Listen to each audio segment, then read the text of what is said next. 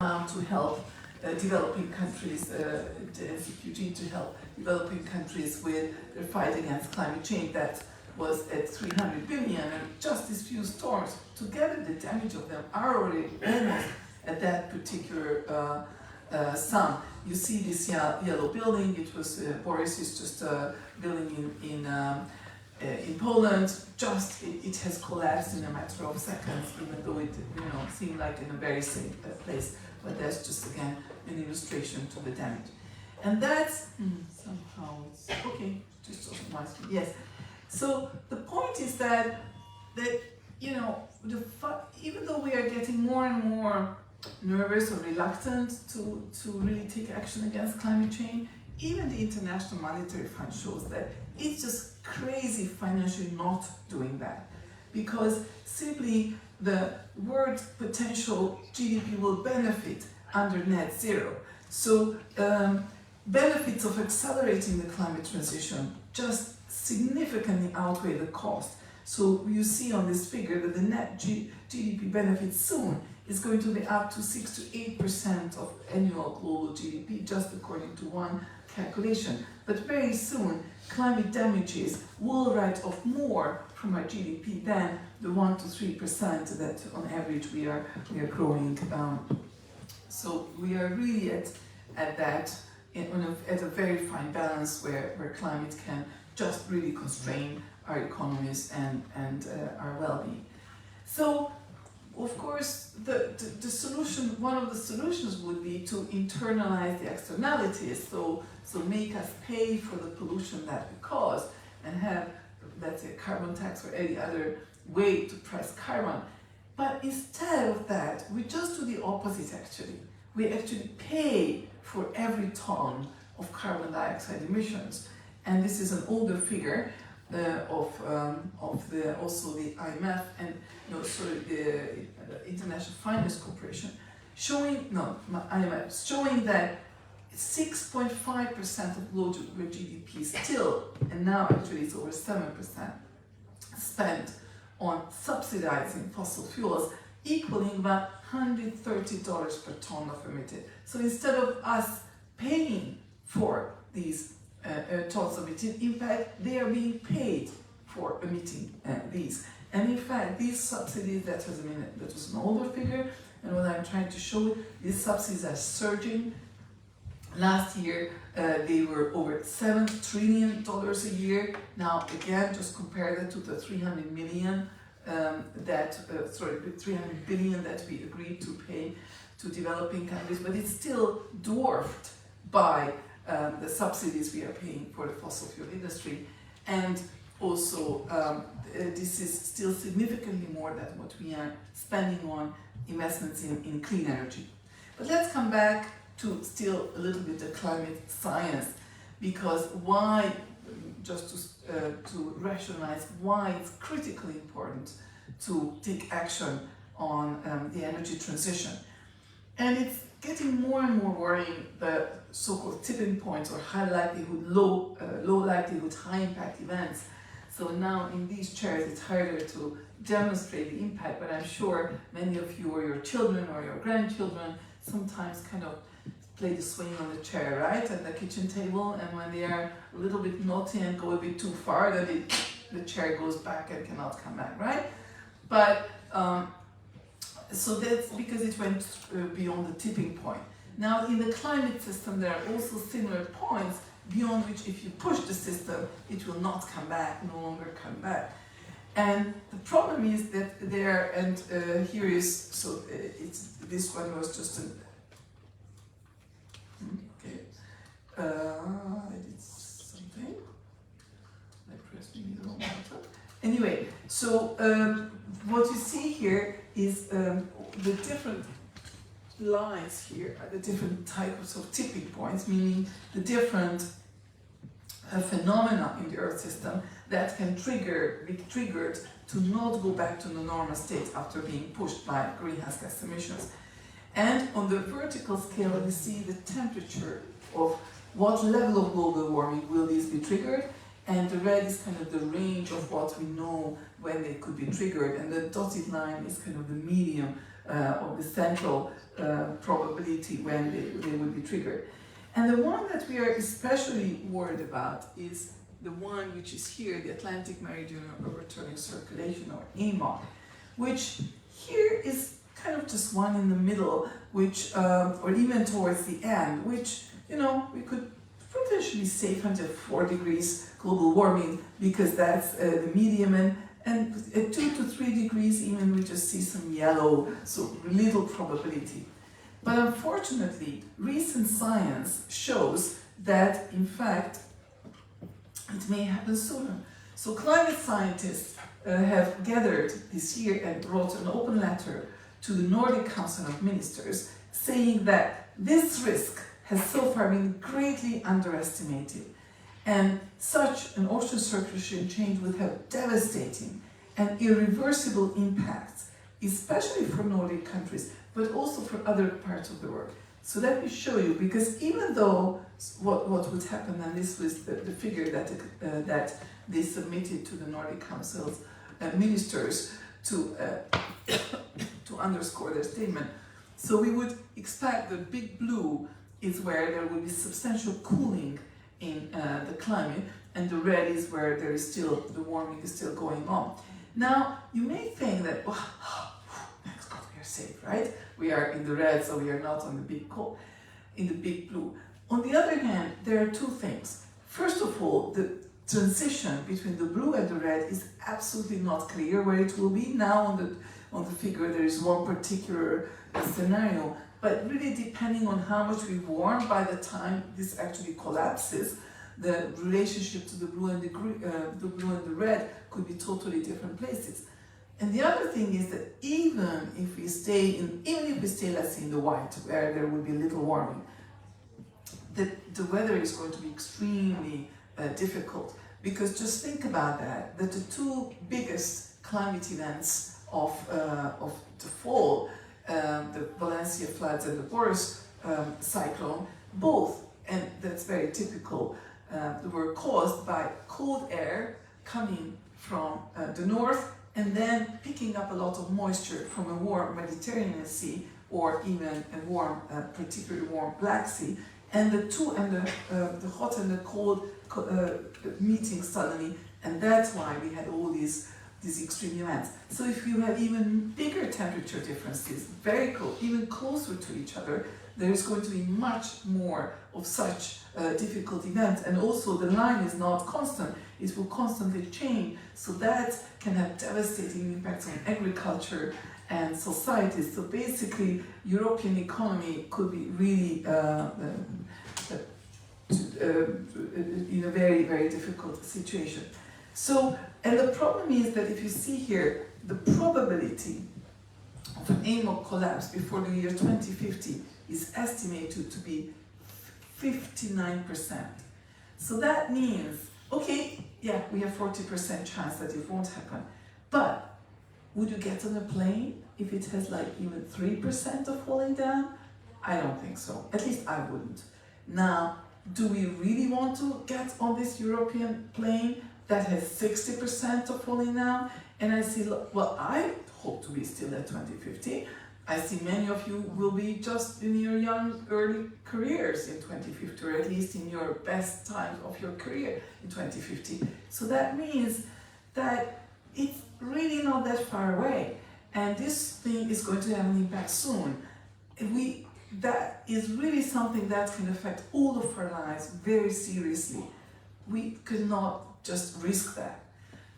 So that's so much about all the bad news. But let's assume that humanity is a bit smarter than the dinosaurs, and we are not going to, optimize by the penny, and rather realize that it's a bit bigger things at stake than looking at the cost effectiveness of saving Europe and saving civilization, or just saving our economies.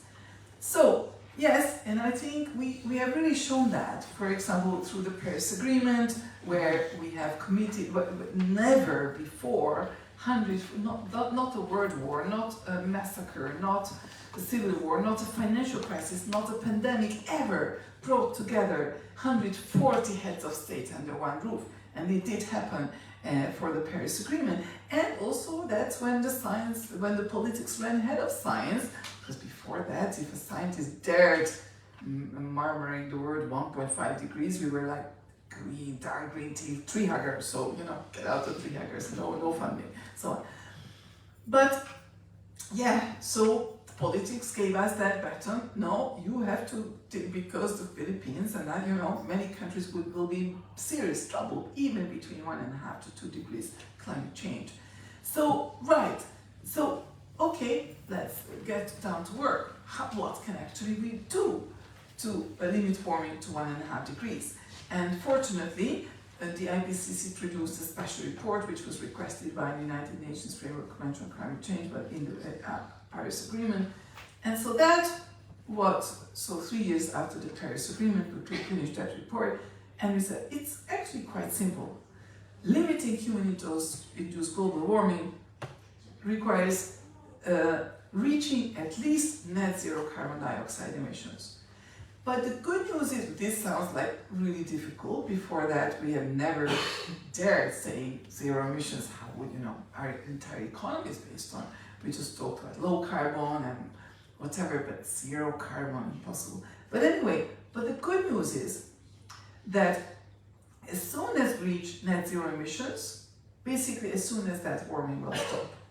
So that's the good news. But then it puts enormous responsibility on us in this room for the next decade, because the sooner we reach, so it's not, basically what this means, getting to net zero is non-negotiable, because you cannot have continuous warming, just that we cannot. I mean, we can survive perhaps, I don't know, I don't want to say how many degrees of warming, but there's for sure, not the world, not the planet, they will be fine, but the Homo sapiens and our civilization probably cannot bear more than, I don't want to say a number, but you can put a number for yourself, but 5 to 6 degrees already is pretty difficult to imagine that we would really be able to survive that.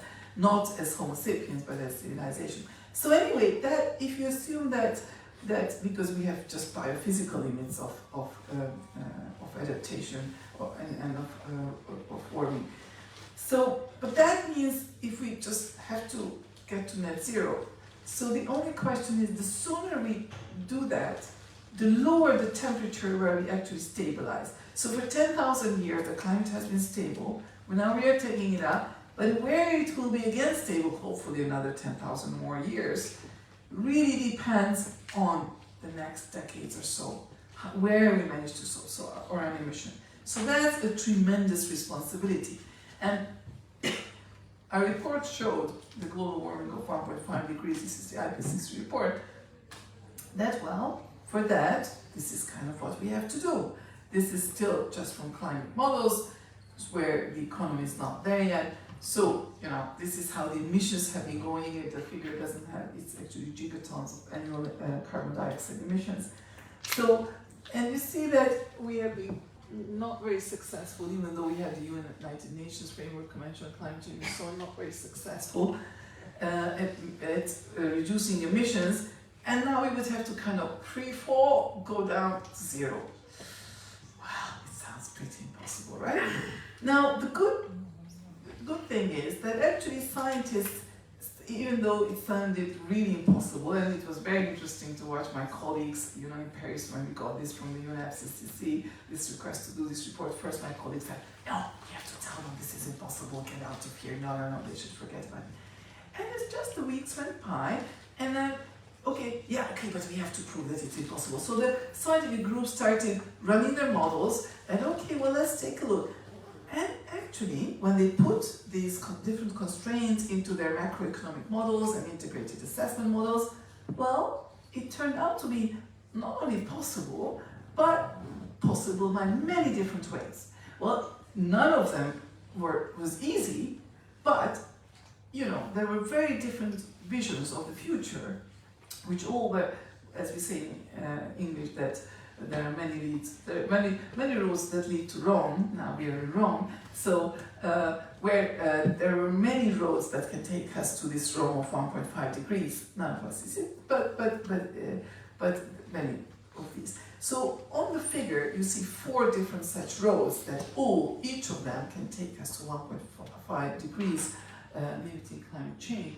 So what you see is the line, the solid line, the kind of green line, is the line of emissions that can keep temperatures at 1.5 degrees. And if we decompose that scenario, the gray part is the fossil fuel industry-related emissions, the orange part is the agriculture, forestry, and finally the yellow is the bioenergy combined carbon capture and storage, BECCS, basically negative emissions. So as you see, there are different types of futures, and I will come back to this figure a little bit later, so please remember it a little bit. But all of them have that, the big grey thing that we have to get rid of, the big grey thing, which is the fossil fuels. So we should perhaps look elsewhere, not only down under the ground for our energy sources, but hopefully they've been actually really successful at doing this, not only like this, so not only getting out of our cars and getting on moving around with camels, but really that's a success story by today. So last year there were produced 30% of global electricity from renewable electricity sources, and most of that growth is from the wind and solar, so those from which we have almost unlimited, or at least huge potentials still. And the EU is especially should be especially proud, because this is the first year when only wind and solar alone, so only the intermittent energy sources, renewable energy sources, have taken over fossil fuel share, so 30% wind and solar, and fossil fuels only 27%. So it's the first time we produce more just from wind and solar than from fossil fuels. And in fact, so we are talking about the first half year of 2024. In fact, fossil fuel related generation has fallen by 17%, so really quite an achievement.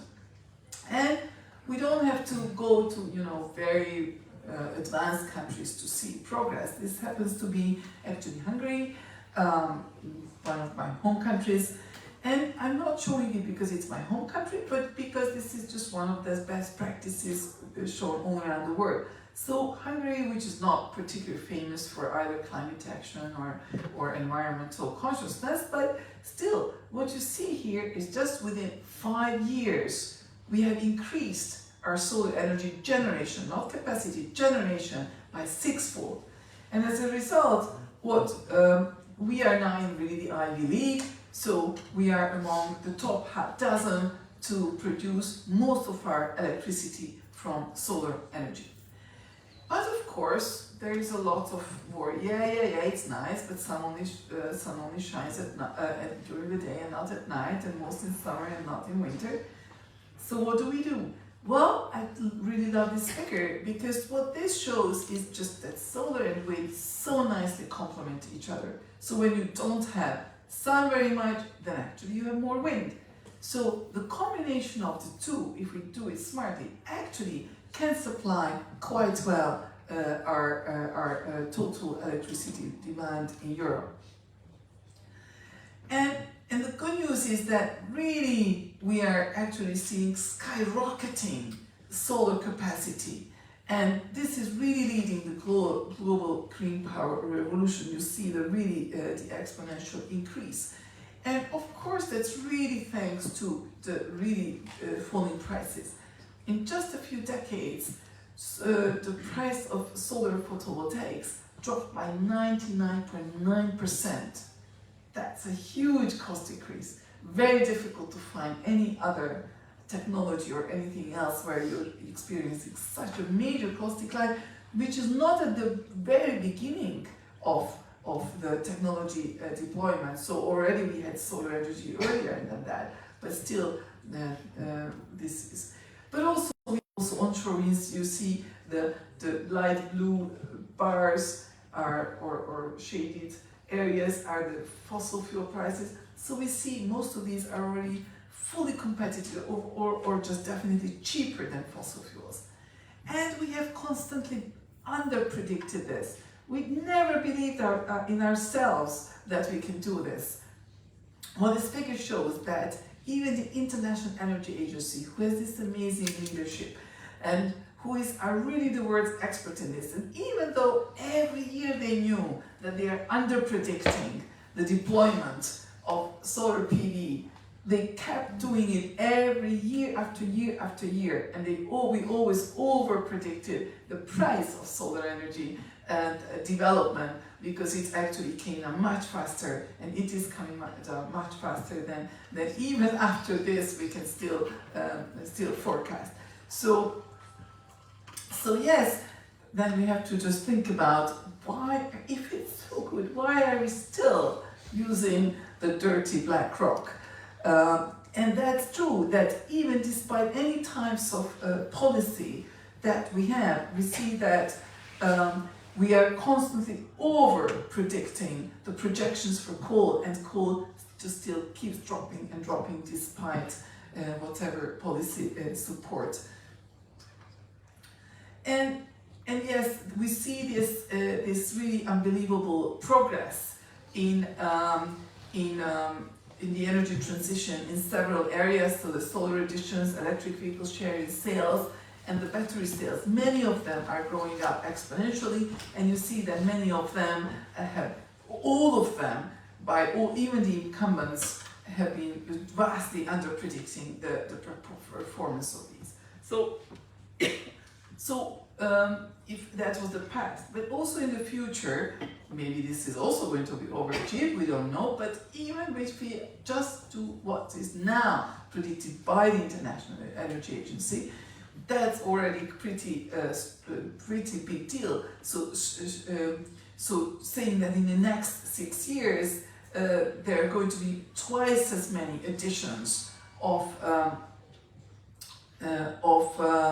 renewable energy than in the whole previous 6 years. And also, solar PV is set to account for 80% of global renewable capacity additions between now and 2030. So that's really quite a remarkable forecast if that happens to be true. So it's all fantastic, it's all rosy, right? We are doing so much better than we ever thought. So we should be doing just perfectly. Are we? Well, not quite, if we look at the actual emissions. So the forecast for even 2024 is that we still will see an increase in carbon dioxide emissions, even though not very big, perhaps 0.8%, as we can see project now. And okay, some regions like the EU have decreased their emissions, but it's still going up. So if we have, we have had much bigger energy transition than we ever thought, or we could ever even dream about, and we're still not fixing this, then something is a problem. So something is wrong. So what's wrong? So what's wrong is that even that we have been very successful at upscaling the solution, the renewable energy sources from which we have basically endless amounts, and unbelievably successful at making them the most affordable energy source. Solar energy is already now the cheapest source of energy in the vast majority of the world, and by 2030 there will only be a handful of countries where this won't be true. But our hunger for energy growth is increasing more. So that is really crucial. That means we are doing very well on one side, but the problem is we are not touching the other side. So unless we can also somehow constrain our growth, our hunger for more and more and more energy, of course without compromising what we have to do and what we want to do, we will not be able to do this. And that's my big criticism of the COP process, of European. I had some very nice interviews beforehand about European policy and everything. Always when we talk about climate policy or energy transition, we only talk about how we get the next clean kilowatt hour, how we decarbonize energy. We never question, do we really need all of that energy to be so well, or be even better off? But that's what we should start with. First, we should start with asking ourselves, how can I do the same or even better with less energy and less material? And once I do that, then look at, okay, with the remaining energy demand, how can I meet with clean sources? And we have done a little bit of, because we have been talking about energy efficiency for a long time in the European Union, and we have done pretty good already. So what is shown here is European electricity demand every year. Don't worry about the complex figure. What I want to show is that it's quite an achievement that actually we have peaked our electricity demand in 2008 in whole of Europe, despite all the migration, despite all the population increase, despite the 13%, almost 13% GDP increase since then. I hope it would be more, but when I looked it up, it's actually a pretty low number, right? To grow only 13% since 2008. I don't know, I wonder how your countries, I think your countries grew much more. But anyway, the point is still that we decreased our electricity demand by 13% since 2008, despite a major growth in our GDP.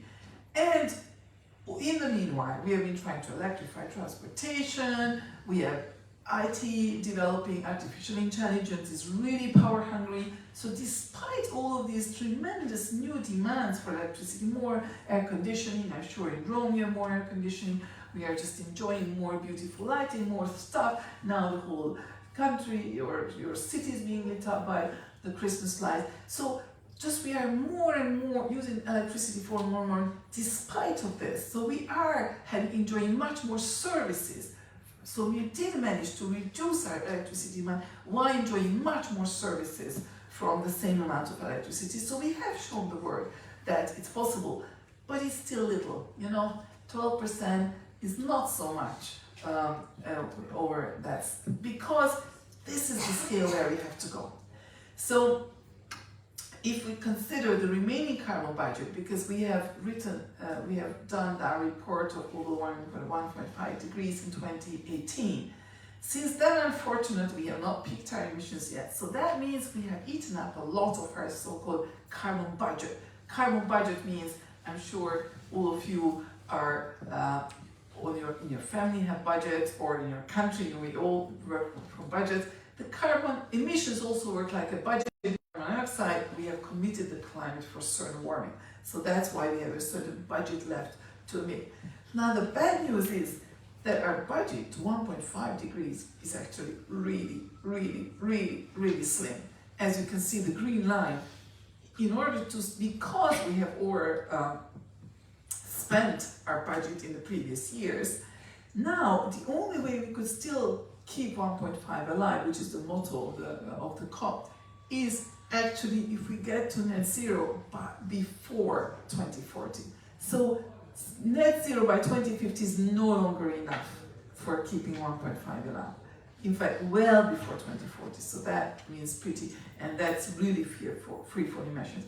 If we just do what we originally said in our report for 1.5, so meaning net zero by 2050, we actually get to 1.7, and even there is a lot of uncertainty. But even if we just want to go for 2-degree limitation, you're still talking about a really very steep decline in emissions. So that means it's not enough to upscale the fantastic clean energy. We have to touch demand, which seems to be a sacred cow. We don't want to talk about it. But that's the only way, because if we look at the different, we call it illustrative scenarios, and we have been going really on that path, so not really reducing very fast, but at the end we would have to do gigantic negative emissions. But that's who will pay for that. It's very difficult, and also it has many other social and environmental concerns and risks.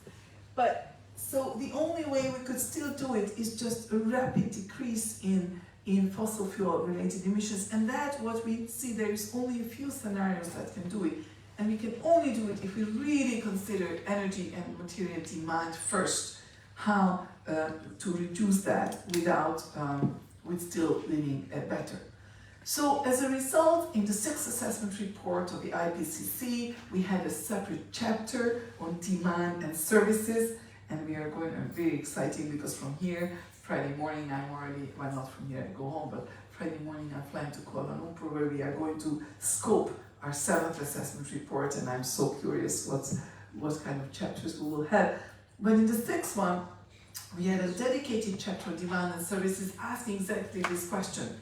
Can we do the same things, perhaps even better than we are doing now, with less material and less energy? And once we do that, then we can decarbonize all these remaining energy needs, the remaining industrial processes, remaining buildings and so on, and remaining transport needs. So that's our report on mitigation working group 3 report. And the point is exactly how we can do more with less. What it means reducing energy and material demand is pivotal for a low-risk net zero future. So what the main conclusion of our chapter on demand and services said that yes, we can bring down global emissions by 40 to 70% just by focusing on demand, which means without compromising what we want to do and the lifestyles and development. But we need systemic changes across all of society. So first, just a couple of examples how, because it sounds abstract, and I guess most people, and that's why perhaps it's a sacred cow, because when we talk about reducing demand, I guess you're thinking about going back to cold, dark caves, right? No, nobody wants, or you're frying in a hot building in the summer or something. But no, just a couple of examples how we could achieve this. For example, this is just a tram stop in Budapest. Do we really need that much cement, that much concrete just to shade? We don't even need to shade the entire thing, but just, just to make a statement that this is a tram stop or something like that.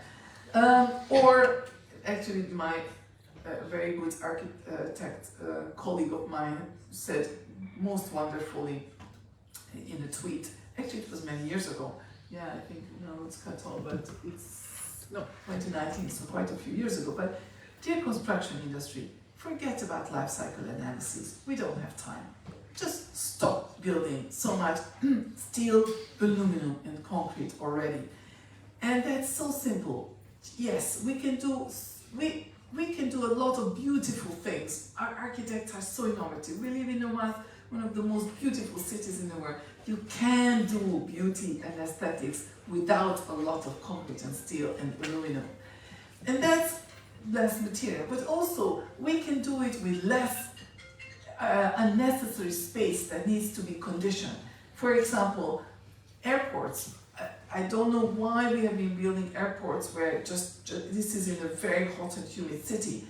That means that all that extra space in this airport terminal has to be air conditioned constantly without really anyone being in that space. European airports are already much better than that. So it's just, the question is, do we, just make we can still build beautiful airports without having to air condition a lot of space unnecessary like this is inside. And, sorry, it seems I'm catching a little bit of a cold. So, yes, but if we ask about, right, so how else can we do to really reduce energy demand without, compromising our well-being? First, we should look at what we are using energy for. And whereas if I ask most of you would know that, where our energy comes from. I think most of you would say, 80% of our energy comes from fossil fuels, or at least many of you know. But if I ask you, what are we using energy for? I don't think any of you would be able to say this, that actually half of all European final energy goes for heating and cooling, because we don't talk about that. And in fact, what I want to show, and much of that is for space heating, and what I want to show you that most of that energy is totally unnecessary. We could be the same or even better. What I'm positing is actually we could be much better off with actually not using almost any of this energy, and we could be much more comfortable. And let me show you how. So this is a house of a good, well, originally my idol, scientific idol, but now by today I can boast that he's a good friend of mine. Emil Robbins, if you're a bit older generation, that perhaps you remember, he has made really major news by the concept of the soft energy paths in the 80s. So this is his house, and this is banana crop 70-74, and there is no heating system. And whereas you can see, okay, in Kenya you don't need heating, but actually it's not in Kenya, but it's in the Rocky Mountains. It's at 2,000 meters elevation. And he built it exactly in the 70s or 80s, I don't know exactly the year. And outdoors it can often be minus 44 degrees. And there is no heating system. And there is bananas showing that it's not cold in the house. So it's not about moving back to cold, dark caves. So how did he do it? Well, it was the oil crisis, and he's a physicist, so he was thinking, why on earth are we, importing from far away from the other end of the world molecules of fossil fuels, of oil and so on, when actually equal amount of heat source is inside. So he just counted that, each of us, because, we eat, so we burn our food, so each of us is a heater of about 100 watts. So in this room, we have, several thousands of watts heating this room.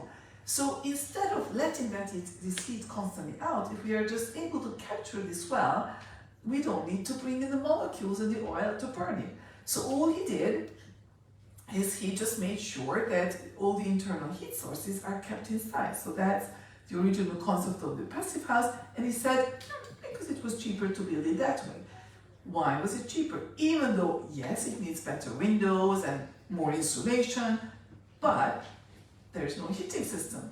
So clearly you are saving a lot. So that was the concept of the passive house. And now this is all around the world. This happens to be also the house of my architect friend in the UK. Snow outside, heating is not all inside, and very comfy inside. It's all around the world. Also, just from, you don't know from outside that it's a passive house. This is a passive house retrofit in Brooklyn, really beautiful and historic building, so you can do it with historic buildings too. So I wanted to show you an Italian example. This is the step-by-step deep retrofit of a parish in Trento. I rather not pronounce the other complicated names. But yes, you can by now build and retrofit almost every building on the planet for net zero energy levels. The exception is in a hot and humid climate, high-rise commercial buildings are not possible, because there, if you have very high dehumidification needs and very high air conditioning needs and don't have enough surface to volume ratio to put a lot of PV cells, then it's not possible. But every other building type we approved in this review paper, reviewing over 200 publications, not only scientific but also industry literature, and we co-produced this with the actual architecture industry. This paper, several of the co-authors are from those who actually make this happen. And we showed that not only can we do this with every building, but in fact even the costs are affordable. And in fact, often the costs are the same. So this is one of the figures from the paper that we've done. And the blue dots are average conventional houses, and the green are average passive houses from the districts of course it's difficult to compare. So this was a more robust research on the districts in Philadelphia, very same type of economically situated families, and very same type of buildings, simply different contractors and different architects. And you see that in the end the passive houses were actually even cheaper. than the conventional house. So it's not a question of technology, it's not a question of cost. You can, in most of these, actually have either no heating system or very little heating system. So what I want to illustrate that while I'm using the case of a building, but it's actually true for the whole net zero transition. The key for net zero is first to minimize energy and material demand first. And let me illustrate that on an example of actually in Vienna, but this was well before I lived in Vienna. So you think this is a building, but actually this is the power plant of the 21st century. This building is actually producing more energy than it needs. And it was just a very simple retrofit of a 70s building that the Technical University had to retrofit. So, and I have to admit that this is where I made the biggest scientific mistake of my life. Because earlier,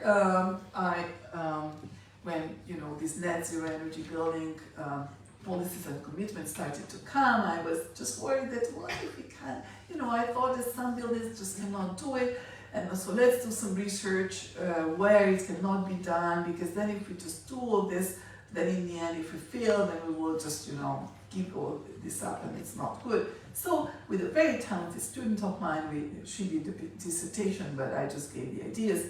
She did all the modeling. So we showed which building types you will never get net zero. She's now in the International Energy University seniors expert. So she's very smart, and the dissertation was very good. But we did say that one of the things where you can never get to net zero is high-rise commercial buildings, because in a commercial building we have a lot of heat gains, like here. So it's difficult to for example, air condition. So and there is not a lot of opportunity for solar energy. So you will never get that. Well, fortunately, there are some professionals who don't look at the scientific literature, but rather do it. But for my excuse, we were completely stupid, because if you look at the actual numbers, so the building before retrofit used 800 kilowatt hours per square meter per year, and the best and even a really, really high efficiency office building at that time in Vienna used about 450.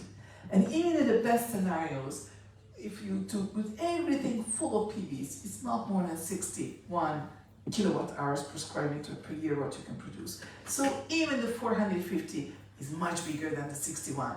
So we weren't completely off.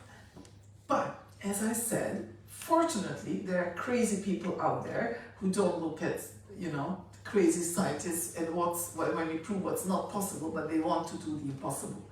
And this is what they have done. Schöberl and Pearl, this really amazing company, building physics company in Austria, and they have done this in many places. So what they have done was this. So they took the 458, an average advanced office building in Vienna.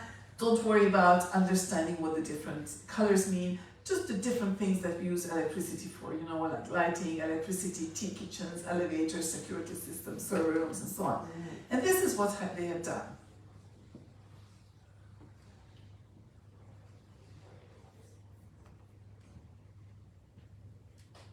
Pretty impressive, right? Decreasing electricity use by a factor of 10. And there was no rocket science here. All they did, they said, you students, why don't you just look at our elevators? Could we do just think out of the box, just think out of those. What could we do to reduce, just give ideas, what we could do to reduce elevator energy use. You look at, please, the security systems. Who on earth purchases a security system by how much electricity it uses? Nobody cares. And actually it turned out to be one of the biggest electricity users, because exactly nobody ever paid attention to that. You look at the tea kitchens, you look at the servers, and so on. So these students started thinking out of the box, and they optimized 9,300 components, just optimization. And they reduced the electricity use by 10-fold. And once you reduce from 450 to 56, The 56 was smaller than 61, so suddenly you have an energy positive building. Suddenly you have a power plant. And that's just a really important symbol for a whole net zero transition. If we only want to put even more solar power, that would have never been enough to make this a net zero building. In our societies, in our whole economy, just upscaling renewable energy alone, even nuclear power, even fusion if it comes, will never be enough to do this alone. We also have to first reduce our demand. And I think it's a good symbol. This was not by any compromise in services. In fact, almost nobody who studies in this building has any idea that they are in an energy positive building. Even most professors don't know. So there is no compromise in the services that they are doing. In fact, there is a lot of gains that they don't know because health is much better. In such buildings, it's proven to have 20% less respiratory infections. COVID also spreads less, but also other infections, other air pollution related diseases are much less. So what I want to show is that it's not that we know we have the technologies, we've shown that it's not costly, but and it's Europe who has shown the world that we can do it. That retrofit of the TU Vienna or Technical University of Vienna was well over a decade ago. Still, there are very few such retrofits in Europe. Still, there are very few. We know passive houses. They're increasing. They're also in Italy and so on. We know it's the same cost, but still, it's marginal. But this is where we start falling behind. This is what this picture is. Guess where it is from? It's from China. So this fall, I was invited together with, I knew that perhaps the Italian Special Climate Envoy would be here as well. Together with the Hungarian Special Climate Envoy, we were invited to this Green and Healthy Building Conference in China. In Europe, the Passive House Conference is at most 300 to 400 people. There, it was 40,000 people. While we do a little bit passive house here, a little bit there. What you see is just a huge street of just exhibition of prototypes, energy positive buildings. And each of them is a separate one, and I was there 5 years ago, and that was just totally different buildings there because these are from modules, so they can easily put them up in other places. They are just exhibiting, and the manufacturing lines that we saw were just unbelievable, and just showing the people that actually it's not a sacrifice, but in fact it's an improvement in your quality of life. In fact, the way they sell these buildings, no marketing. They just invite the people who stay overnight for a night, and you just wow. The air quality is so much better. When you wake up and you don't feel like in a lion's cave, but you don't feel like, where's the window? No, but so it's constantly fresh air. You have a lot of monitors to monitor your medical status, and you feel that you are doing better. So they are selling these actually no longer as, they never tried as climate or energy efficient building. No, they are selling them as healthy buildings. And that's the problem. We have been focusing on, reducing emissions and all the sacrifice, rather than selling climate mitigation as health. It's a lot of health benefits, and not small health benefits. And I forgot to put in the figure what really significant health benefits we can get. For example, this is also passive house. It's for a different segment of society. These are also passive house level units, just a whole city of it. Worth in China. The only way they sell, nothing else, just at the entrance of each dwelling, there is a little, like the thermostat that usually you see the temperature. But it doesn't only show the temperature, but it also shows PM 2.5, so air pollution outdoors and indoors. And just seeing that indoors, there is so much less air pollution than outdoors, that sells the apartment for so many of the of the middle class people who don't want their children to grow up because they know that mental cognitive development really is impaired by poor air quality. So it's really a sign. So I think the time is passing, so maybe I won't go through my last example, which would take another 5 or 10 minutes, showing that not only buildings, but it's the whole built environment, and how it's really good for us to reintegrate nature into cities, and how actually it's not only saving already 7 gigatons of carbon-free trees, but also it's helping mental health and everything else. And just we have to be a bit more humble with nature, and not do like what this previous okay, it doesn't go backwards, so, and then if I try backwards, then it is punishing me because then I was not even going forward. But that's okay, I'm almost at my last slide. And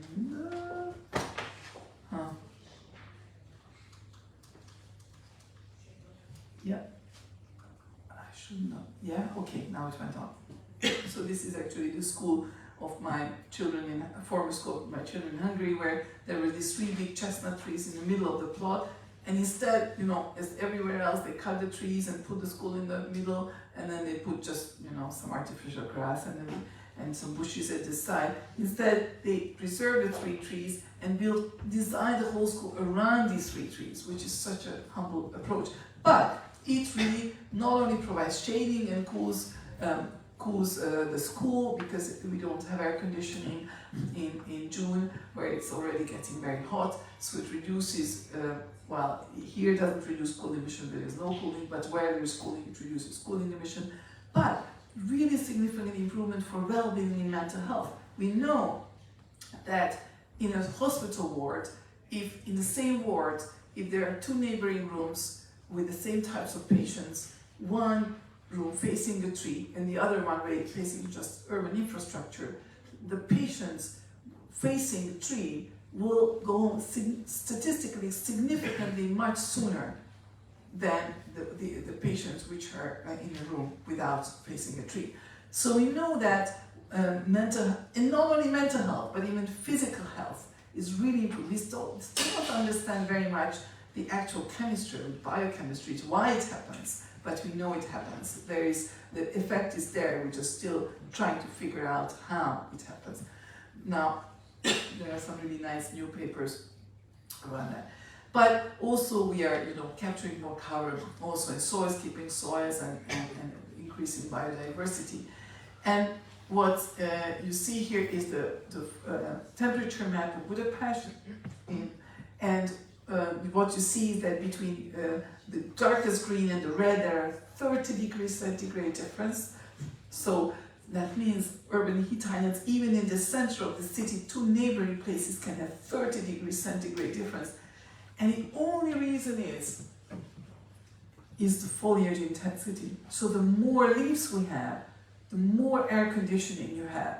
Not necessarily Mozambique and the Philippines, you have a slightly different climate, but all of Europe, where in a temperate climate, where evapotranspiration still cools, so you don't have saturated humidity, so you don't have a very moist air, then cooling then trees cool really significantly, and so also save emissions and also help very substantially, and also help real estate prices. As we see, we all want to park in the shade, but there is never enough shade, so why not we plant more trees in parking lots?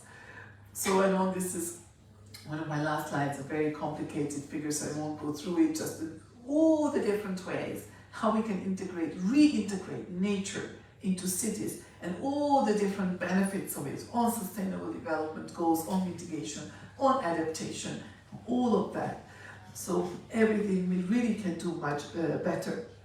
So what I've been trying to show that yes, the energy transition is challenging, but if we don't only want to solve it by just thinking about how we supply more clean energy, but start first thinking about how we can do the same thing with less energy and less materials, and at the same time be better, so how can we have the cake and eat it and get paid for having the cake and eating it, we can actually create much more well-being, much more livable cities, much healthier lives. So mitigation and the energy transition doesn't have to be only sacrifice and getting worse, but we do need to accept that we do need change. And I know change is hard, but I know many of you are leading, so I hope many of you will be in the bottom category, who is willing to lead the change, especially those who are still students, and you are willing to take the really difficult, because leading very disruptive change is risky and perhaps seemingly unrewarding, and first you might be categorized as crazy, but I do hope that many of you, after hearing my talk, will do the brave and push more also on energy and material demand in the energy transition, and not only on the energy supply, on which we are fortunately doing already quite well, although it's still not enough. Thank you very much for your attention.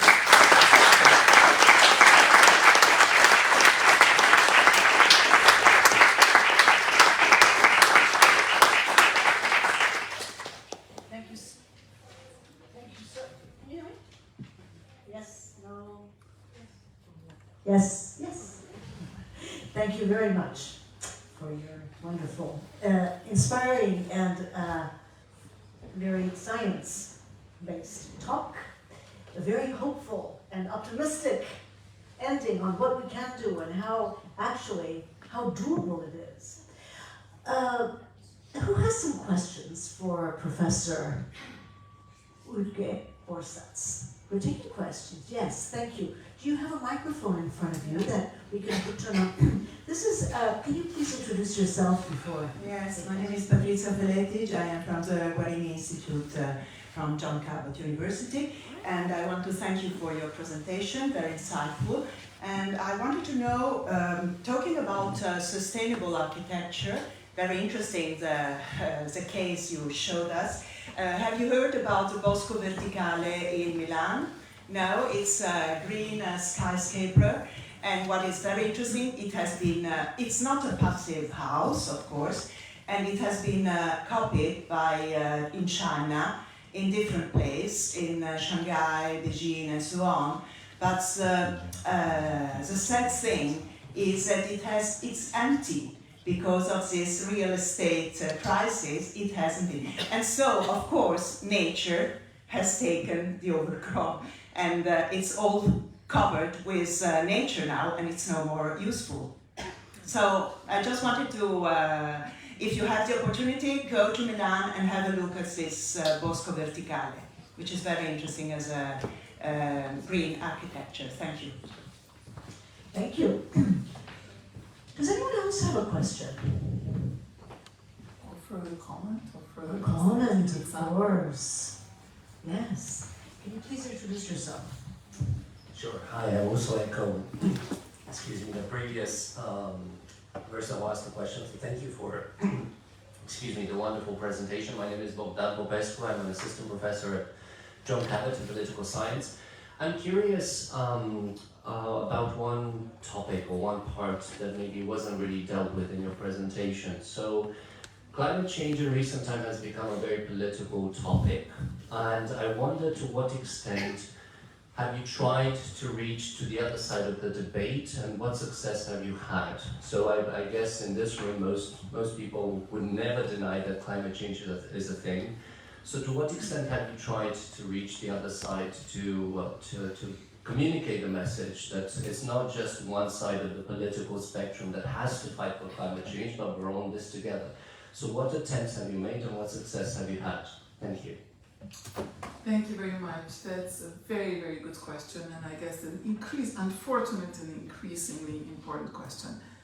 Yes, I've spent quite some time in my life to argue with climate skeptics. But after a while, I just gave up, because I realized that most of them are really not interested in the science. They are not. It's not because they they don't understand. It's not because they don't know the science, it's because they don't want, this is what they want to believe. So if that's what they want to believe, nothing is going to persuade them. So I see two reasons why people would take such positions. Yeah, maybe a little bit, very low number of them would be just because they are in a social media bubble or whatever, where it's more sensational to talk about that it's not happening or something, or not human cause. But the majority who are actually spreading such news, one category is that they just feel threatened by the actions. Either you have your good life based on some fossil fuel related industry or whatever, where you feel threatened. And I think we need to face this much more than we did before. We can't just demonize that part of society and that part of the world who are having a lot of good life or a lot of benefits from that industry. So of course, because we know, and I do have some slides on that later, but it's okay in my supplementary slides, which actually, so we have Science and Nature and PNAS papers which show how the fossil industry has been changing the science, and they knew sooner than us. So a very nice forecast of them in the 70s, and what's happening today are really in line what they already knew in the 1970s. Still, they have been constantly trying to undermine the science. So that's one category. But the other category is increasing also. And the other category is a totally different extreme, because there is an increasing kind of doomism, where a lot of, where we only focus on the bad news, and I also told you a lot of bad news, but I always try to not finish on the bad news. But for example, in Hungary now, several of my climate scientist colleagues came out, and now they're very popular in media, because all that they say, we are doomed.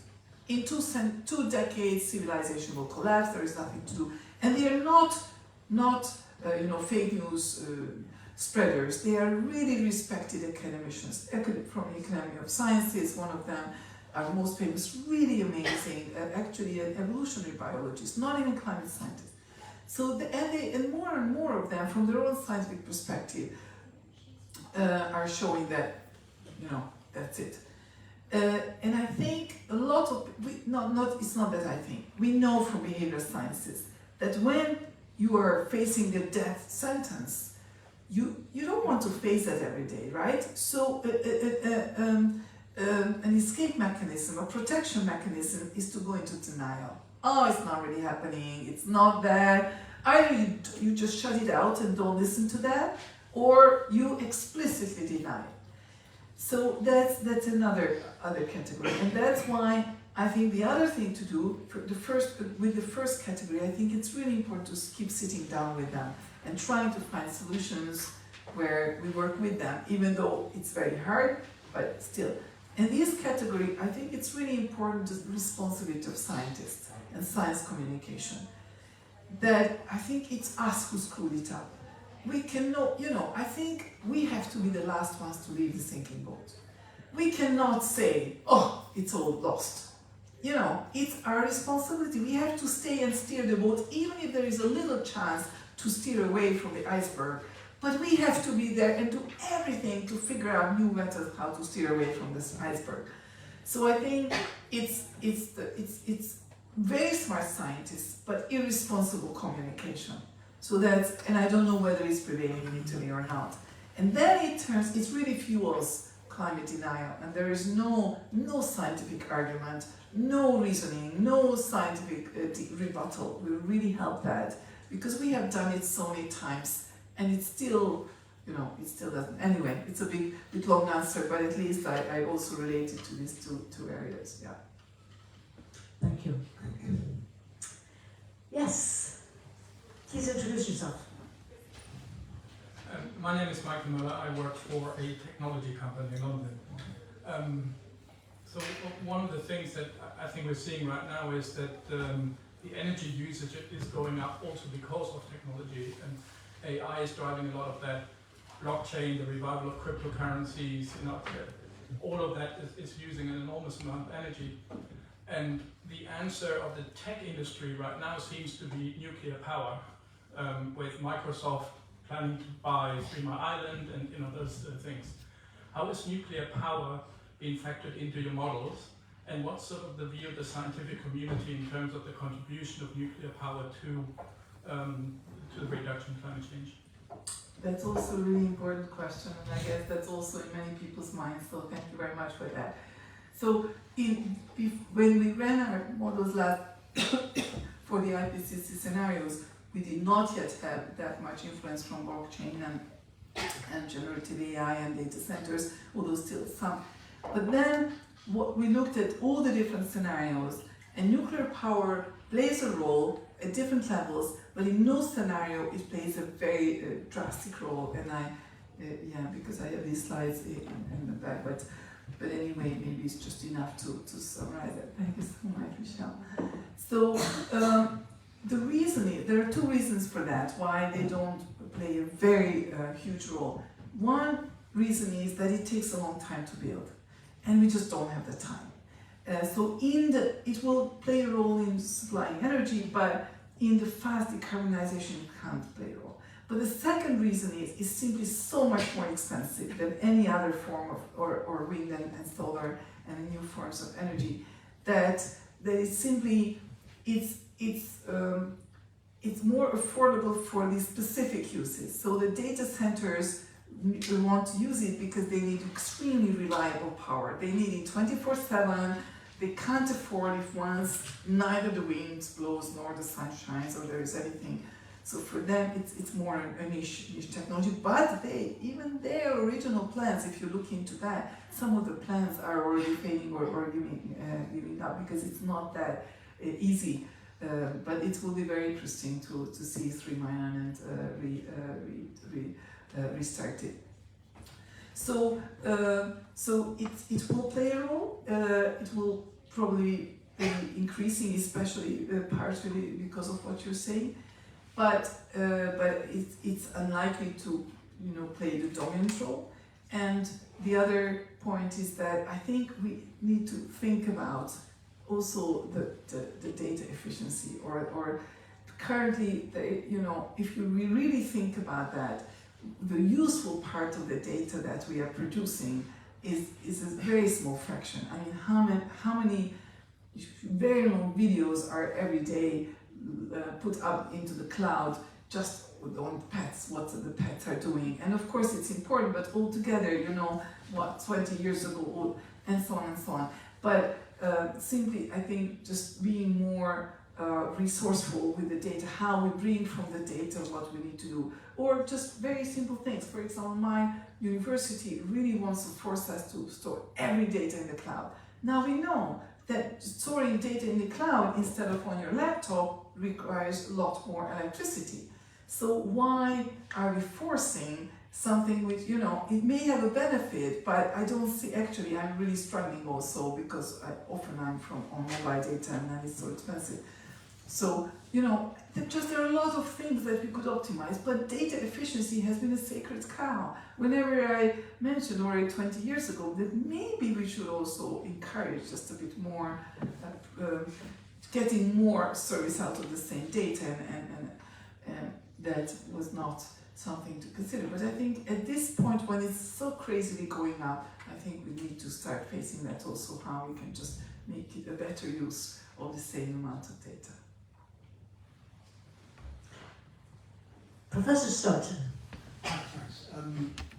Thank you for an inspiring talk. It reminded me of seeing Al Gore back in 2006 at the Hay Festival in the UK, the Woodstock of the Minders, in the UK.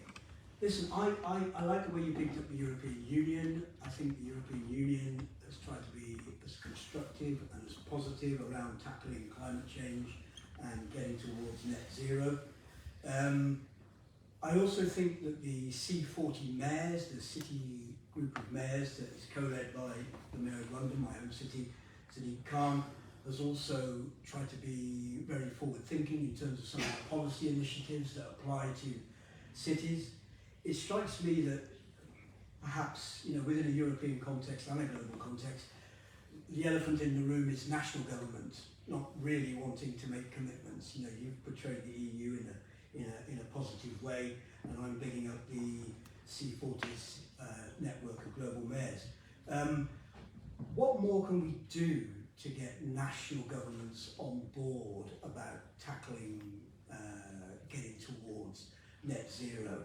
I'm thinking, just in Italy, for example, to me it's kind of not acceptable that people fly from Rome to Milan. You've got a high-speed network here with 2 competing lines, and by the time you've checked in at Fiumicino and then flown up to Milan, one of the airports, it's not going to take you any less time.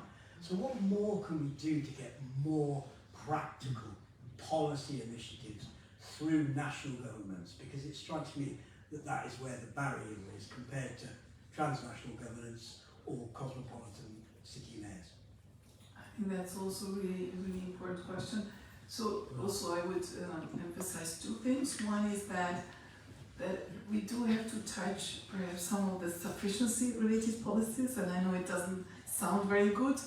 And in the IPCC we have been really struggling whether we should use that word at all or not, and there are lots of internal debates, but finally the concept of sufficiency and sufficiency policy didn't only make it into our summary for policymakers of our working group 3 or mitigation report, but now it's in the summary for policymakers of the whole synthesis report, so which is the really 20-page summary of the whole 10,000 pages that we have produced in the previous cycle. So I think, yes, we have to start thinking about that maybe beyond a certain level. So one of the sufficiency policies France has been really championing is just to prohibit, ban internal flights where you can get to with a great, and you do have the internal train structures. So that's one.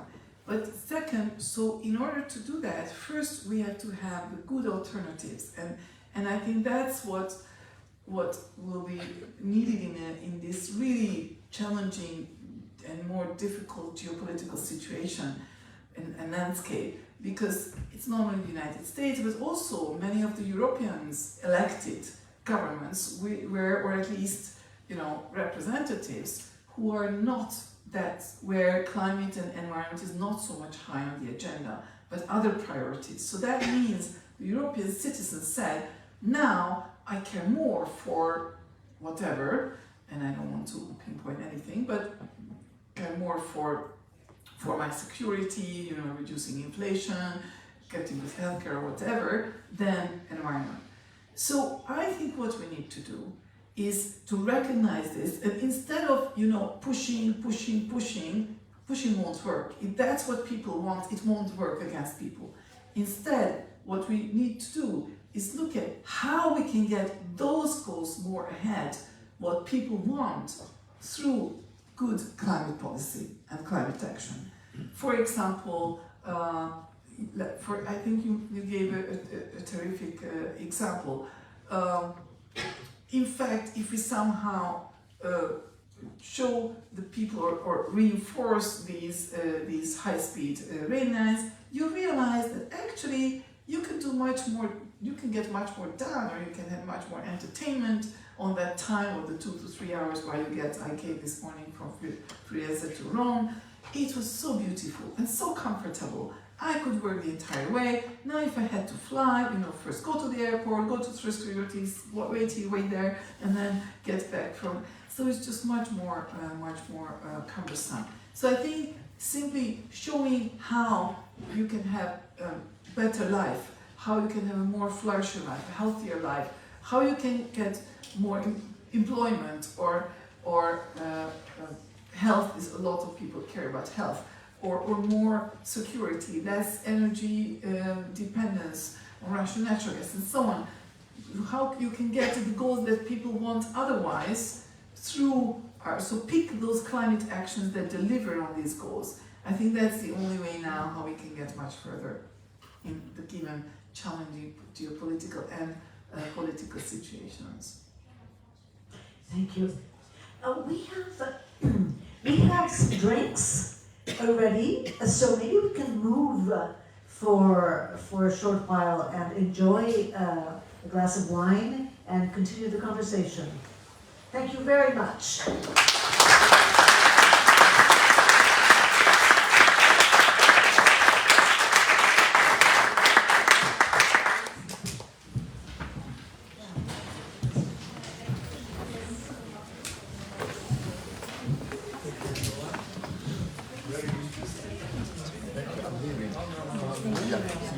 Sì, è una collezione. Non si sa mai quando riservano un po' di